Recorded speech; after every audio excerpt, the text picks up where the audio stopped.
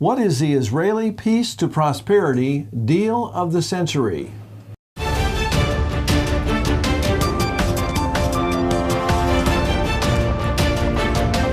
Occupying Till He Comes at Southwest Prophecy Ministries.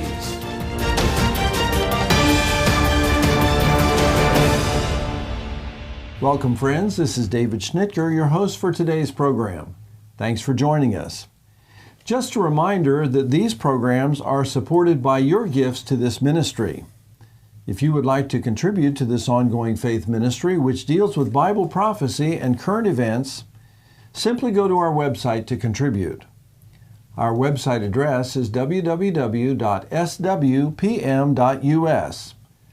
You will find a donate link on the home page. The website address again is www.swpm.us.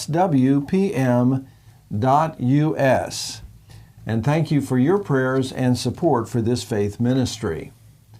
Well, it is a great privilege to have Bill Salus on the program today to discuss his brand new DVD entitled The Prophetic Mideast Wars. At the end of today's show, we will tell you how you can obtain this excellent prophetic resource. Bill is one of the leading Bible prophecy scholars in our day and is a headliner at prophecy conferences across America. God has gifted Bill with an ability to understand Bible prophecy and relate it to the events that are taking place in our world today. He also has the gift of making obscure prophecies understandable. In fact, I'm having the joy of teaching Bill's trilogy, what I call the trilogy, the Now, the Next, the Last Prophecies, to my senior adult Sunday school class, and they are so grateful for Bill's books. So Bill, welcome to our show today. David, thank you so much for having me on. It's great to have you here in sunny Oklahoma City, and I know you miss your home state of California, but you'll be going back there soon, and we've been keeping you busy this week, haven't we? Well, I've been taken good care of out here in Oklahoma City, so thank you for that. Absolutely. Bill has been with a couple of our sister ministries here in Oklahoma City with the Prophecy Watchers. It's right. Bob and Gary and our friend L.A. Marzulli. Correct, yep. And so we're glad that you were able to shoehorn us into your busy schedule during these days. Well, Bill, for those who've not heard you at prophecy conferences on other programs, tell us about your ministry and give us your web address. Absolutely. Prophecy Depot Ministries, we're trying to use prophecy as an evangelical tool, pointing to the prophecies that seem very relevant now, and we try to sequence these to the second coming of Jesus Christ and use that as an evangelical tool. I feel that the calling we've got presently for the ministry is to put these prophecies in understandable language. They're complicated, but to sort of deconfuse them so that everyone can understand them. Because Bible prophecy is for every man, woman, and child, not just the scholars. Absolutely. So we try to do that. We try to sequence them as they might lay out between now to the second coming of Jesus Christ. And that's what that book series is about that you're teaching from. Mm-hmm. The website is prophecydepot.com. Prophecy Depot like HomeDepot.com. Okay, great. And you've been writing books on Bible prophecy since 2008. You've written several books, several films as well. And this is your latest offering. Tell us why you decided to write or to create this particular DVD. Right. Well, a lot of it is, I think the timing is critically important. I've been understanding that certain prophecies, pre-tribulation prophecies, centered in the Middle East, dealing with Israel, fighting off their Arab neighbors, Psalm 83 and peripheral prophecies, etc. Ultimately, there's the big war with Ezekiel 38 as well. Your viewers might be familiar with that. I believe that we were getting so close to the timing of the fulfillment of some of these, and they're going to roll off their ancient parchments, they're going to pound down on the pavement, they're going to happen sequentially, and I can see that prophetic calendar is flipping that page right now. Mm-hmm. So I'm trying to come out with this DVD that talks about those prophecies, the nearness of those prophecies, the ordering of those prophecies. And, we got right on the precipice as we sit here just days before, I'm not sure, I don't want to timestamp this, but, Donald Trump has got his peace plan out there that enables Israel to annex territory, and Israel is in the process of talking about annexing territory, etc. So the timing of it, what could be the consequences of that? Could you have prophetic implications? The answer to that is highly likely. Mm-hmm. That's why this DVD was put forward at this point in time. Absolutely. And on today's program, we want to talk about President Trump's peace to prosperity, what he calls the deal of the century. Of course, we all know that we have a deal maker in the White House. And though we're focused on domestic events with our news, regarding the Bolshevik Revolution, the peaceful protesters and the pandemic, there's actually some very important things going on in the Middle East. And we want to shift our focus to that today, right, to deal with the deal of the century, which is very imminent. And so we want to kind of unpack that and shift the focus of our listeners toward the Middle East, which of course is the focus of Bible prophecy. Right. So let's begin with a very basic question. What is the peace to prosperity deal of the century that Donald Trump and Benjamin Netanyahu are about today?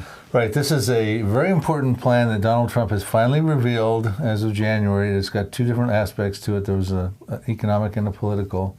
It's 81 pages, and so I've scanned through some of it and got a lot of the highlights and things like that.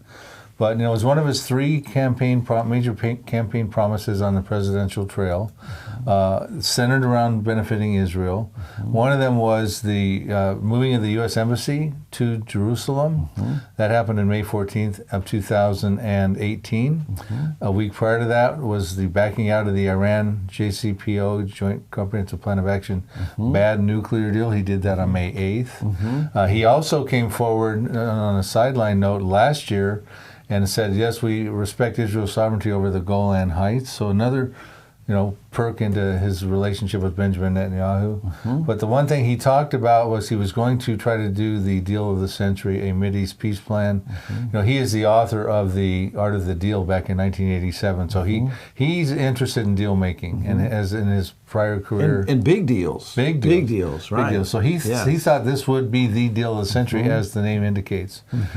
Well, it was sort of under wraps for quite some time. It was still in the developmental stages. And then in June of 2019, he unleashed the first aspect of it, which was the economic aspect. He went to send Jared Kushner over to Manama, Bahrain, and they put together a lot of the Arab ministers, predominantly the Sunni ministers, a lot of them from the Gulf Cooperative Council states of Bahrain, United Arab Emirates, Saudi Arabia, etc., who also have a concern about Iran across the Gulf, and they see America as an ally in that to help them with that. So they were all ears. They came to the meeting. He only introduced the economic aspect of how this could benefit the neighborhood, the Palestinians, the Arabs, the Israelis, economically. So it was kind of a little twist from the prior peace plans with Clinton and Bush and Obama. But then he introduced Netanyahu in January of 2020, the political aspects, which is where you're starting to get into the teeth of the deal, where the pedal hits the metal. It's the land, the promised land, and that's where the concerns are. That's the contested thing. It's the land. Right. Every square inch of it's very contested. That's it, and it's the promised land. It's the Holy Land. It's the Fertile Crescent. So yeah. Well, how is the international community responding to it? How are the nasty neighbors of Israel, the Palestinian community, how do they feel about this deal of the century? Well, they don't like it. There's been because let me preface what I'm about to say. When the plan came out, the Palestinians rejected it immediately without even reading the pages or without knowing what's going on. And they are supposed to be a party in this negotiating, right? It's two parties trying to resolve the conflict. Two-state solution, as we hear. Essentially, well, that's what it's been. Prior, there was land for peace deals, two-state solutions, etc. This does have some land for peace deal in it, some two-state solution in it as well. The Trump plan, it's got some differences from the prior plans. But the Palestinians outright, flat out rejected it. So now it puts it into Israel's court. They can annex, it calls for the annexation of some territory, and at this point we're talking about 30% of the West Bank. And so Israel's probably going to have to act out unilaterally, because the Palestinians won't be there for the bilateral interactions, and do this. So that with that said, the fact that Israel is probably going to act out unilaterally, and maybe as soon as July 1st, and probably before the elections, of the presidential elections in November, because there's concerns if Trump doesn't win, they will have lost this opportunity, because the Democratic candidate at present, Joe Biden, has flat out come out and already said he is against this whole idea. So with that said, with that preface, and I would like to get into, if the show permits, talking about what the land is we're talking about specifically, but we don't need to do that right in this question. So with that said, the initial response, one, the Palestinians rejected it, right? The Arab League met, the Organization of Islamic Council met, the Muslim nations, and they have all come out strongly against it. The international community with Europe, the EU, the United Nations also, they've come out strongly against it. Matter of fact, a quote from Prime Minister Boris Johnson of the UK has said recently that it would be crossing international, a violation of breaching international law. Excuse me for taking this. Wow. It was breaching international law. Okay. So that's his quote. Now, King Abdullah of Jordan, who's right there on the other side of the West Bank in Jordan, he came out and said this could create a massive conflict. His foreign minister, Ayman Safadi of Jordan, came out and said this could be a long and violent conflict. So throw in the word long and violent and massive conflict, meaning outside in the neighborhood. Would you consider that a warning? Are they're basically saying if you go through with this, there's going to be a war? Well, yeah, they're very concerned, especially Jordan being right across the Jordan River, right across at the border of the West Bank there. And so everyone's coming out against it except Donald Trump. And so, but Israel's in a kind of a predicament here too, because their situation was they had 3 elections to find out who would be the prime minister. They were trying to stave off a 4th election, because in Israel, you get elected as a potential prime minister, you got to put a coalition together. Right. A majority, it's a different political system over there. And so they weren't putting the systems to get the coalition together.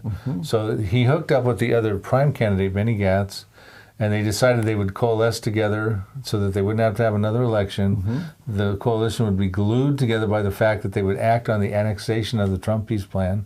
So it's sort of at the crux of this coalition. And Netanyahu will be prime minister initially for the first half, I think it's 18 months, and then Gantz after that. But during Prime Minister Benjamin Netanyahu's time, he is supposed to orchestrate the annexation. So that's another time constraint on the whole timetable for this. You've got Netanyahu, 18 months. Donald Trump, who possibly in 4 months will no longer be president, or will not be president as of January of next year. So you've got about a 6-month time frame, possibly, of uncertainty. So they have to move quickly on this, and of course coalitions tend to be rather fragile anyway. Right. So right now the coalition is united along the lines of this annexation. Right, and you've got some schisms though inside of Israel. You have some of the settlers, the real conservative settlers over there in the West Bank that are telling Netanyahu, we don't like the plan because we want to take the territory, but we don't want to give the Palestinians a state, because the plan does call for Palestinian statehood and the capital of Jerusalem to be divided so that East Jerusalem could be the capital of the Palestinians. Now, technically, where the capital would be, if the Palestinians ever came back to the negotiating table, would actually be outside of the city proper of Jerusalem in Abu Dis, a little Palestinian section outside of it. So it's sort of, it could still be a unified Jerusalem with Israel's concerns, but there also could be called a Palestinian So not capital. even all Israelis are comfortable or excited about this potential annexation. Right. The liberals on the far left, they're concerned about it, the massive conflict, the long and violent conflict. And the settlers on the right side say it doesn't go far enough because we don't want to give a square inch of the land to the Palestinians. Now, overtly in public, the Arabs are coming out strongly against it. But covertly, they also kind of realize, listen, there's different legs to this. There's the Peace and Prosperity Plan. A lot of them think, when I'm talking about these Arabs, I'm talking about Egypt, Jordan, and Saudi, and United Arab Immigrants. Matter of fact, they've had some closed-door meetings that have sort of been in private. And they're coming out and kind of saying, we can accept the annexation. We don't want to ruin our relationships with America or the ones that are kind of developing with Israel because of the concerns about Iran. They need all the support they can get because Iran's working on a nuclear weapon. And they're Shiite Muslims versus So they're casting Muslim. a big shadow in the background over this. That's right. So supposedly, they won't say it publicly, but they'll kind of accept the annexation. But we'll have to see. But because a lot of the feelings they have is that the Palestinians, Mahmoud Abbas, that they really missed a grand opportunity to get what they could when Clinton was in office, and especially with Obama. When are they going to figure out what they're doing? So there's sort of that frustration among some of the Arabs covertly, that they won't necessarily say. Now, this might be a simplistic question, but I'm a simple person. At the far end of this deal, if it goes through, will Israel end up with more land than they have currently or less? Well, so let's talk about the land in question, the subject land. It's the West Bank predominantly. And the West Bank, as of 1995 in the Oslo II Accord, was divided into 3 areas, Area A, B, and C. Area A comprises about 18% of the landmass. It is controlled pretty much throughout, education, health, defense, and everything, by the Palestinians. Area B, is about 21%. The Palestinians have control over the health and the education and things like that, but Israel has control over the security. Area C is controlled throughout by Israel. And that's the predominant percentage of the West Bank, the Area C? 61%. So it's the largest. Right. And it's totally controlled by the Israelis? It is. Okay. Yeah. Now, there's 2.3 million or something like that. Actually, I think 2.8 million Palestinians in the West Bank. I might have the numbers off a little bit. But only about 300 and some odd thousand, if that many, in Area C. So all the other 2 million are in areas A and B, the smaller areas. Okay. So the numbers may be off a little bit, but you can see the disproportion. So primarily, A and B are primarily inhabited by Palestinians. Right. Okay. And there are a few Palestinians in Area C, but predominantly Jews. So here's the point. Now I want to take us back to the Camp David Accord in 2000 when Bill Clinton met with Ehud Barak, Prime Minister of Israel at the time, and Yasser Arafat, head of the PLO at that time. And they came to Camp David, and Yasser Arafat wanted 100% of the West Bank. Okay. Now, he was going to be able to walk away from that deal with 91% of the West Bank, maybe 92% with the subsequent land swap, but he walked away from the whole thing because he didn't get his 100%. Now Israel is willing to accept 30%, not give away 92%, accept 30% of the West Bank, meaning 70% left of the West Bank could be eligible for a Palestinian state. So it's quite a compromise on Israel's. They've already got control of Area C. They're willing to give 70% of the West Bank to the Palestinians. Well, at this point they're just talking about taking 30%. They likely would leave eligible for land swaps and talking of the other 70%. Okay.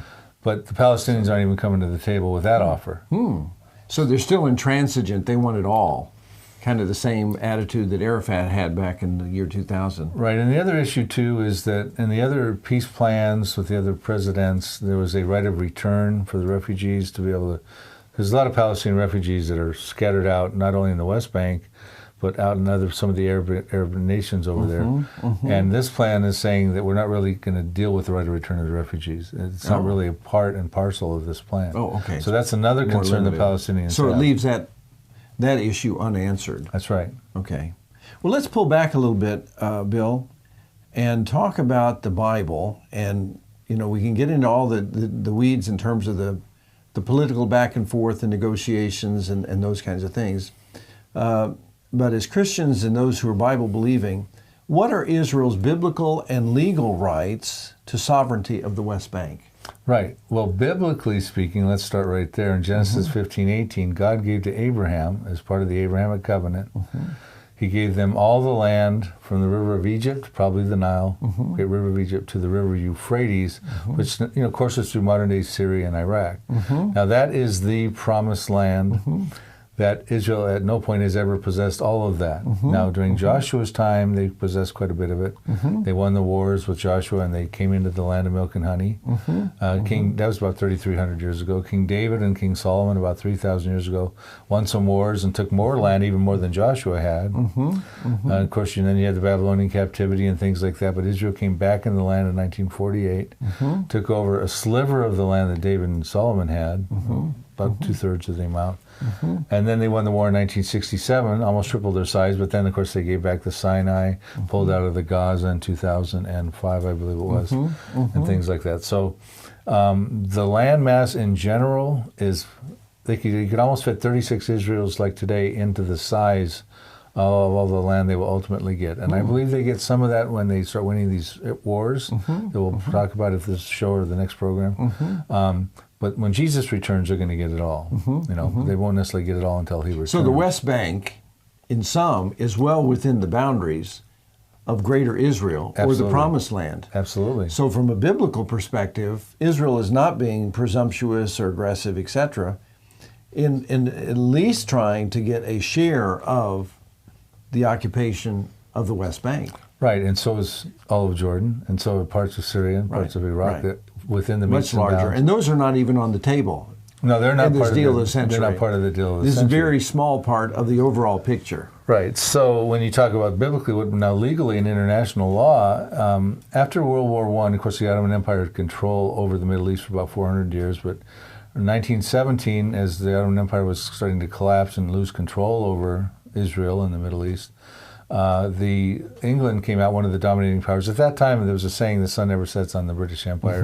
They had control over 458 million people, which is about a fifth of the world's population, and about 13 million square miles, sovereignty over that, which is about a fourth of the landmass of the world. In 1917, they came out along, they were in that war with France and Italy, and they came out and they're winning the war, and they came out with the Balfour Declaration. Lord Balfour came out with a declaration, which was a public declaration that they wanted to support Israel having a homeland again. And at that time, that would have been a much larger area. It actually included parts of what would be Jordan today. Back then it was called Transjordan, ultimately. Now, 3 years later, in 1920, at the San Remo Conference in Italy, Japan was there, Italy, France, the UK, and America as an observer. They ratified the Balfour Declaration. So technically it was given to Israel, that land, as a state, and a much larger portion of land than they got ultimately. Almost 100 years ago. Yeah. So, and then in when the League of Nations came together, they actually moved forward in that direction. There's a charter when the United Nations came and replaced the League of Nations that you cannot change pre-established international law. But when we come around to the vote in 1947 for will Israel be reinstated into a homeland, and a much smaller portion now, because Jordan came into existence in between. In 1946, Jordan got Jordan, right, which was supposed to be part of Israel. So now in 1947, the Arabs voted against there being in Israel. And in 1948, when Israel was rebirth, May 14th, 1940, the Arabs came to war against Israel. But technically, legally, it was established back with the San Remo, and the League of Nations carried it on, that they were supposed to be able to get that land. So both from a biblical, i.e. Genesis 15:18, and a legal, as per the 1920 agreement, Israel has the rights to the entirety of the West Bank. Absolutely. And they've had to fight for every square inch of it since they've come back. Well, let me ask this, Bill. What could be the consequences of Israel acting unilaterally in annexation, as it looks like it will be a unilateral action? Well, this is the big thing. Right now, it's a little bit hard to say for sure if this is going to jumpstart these end times biblical prophecies with Israel fighting off the Arabs and those prophecies. There's quite a few of them. Because the dynamic is a little blurry, because you have the Iran factor going on. You have some of these Arab states that just don't like Israel, but they hate Iran more. And the old saying in the Middle East is, the enemy of my enemy is my friend. So if they feel they can keep a relationship strong with America, and even if they have to kind of tolerate Israel, who's a force to be reckoned with, they don't necessarily want to go and upset that apple cart. But I think ultimately there's going to be some things going on with Iran, another prophecy with Iran's involved in, besides Ezekiel 38. And it's going to bring forward their proxies, Syria, which you got Damascus as a subject of prophecy, capital of Syria. Hezbollah is up there in Lebanon. I think something's going to happen where this thing all just starts to bust wide open, prophetically speaking, and then ultimately that leads to those other prophecies. So I think this really could sort of jumpstart some biblical prophecies. Last question for today, and I think we've kind of nudged into it with your answer to the last question. What are the potential prophetic ramifications of Israeli annexation?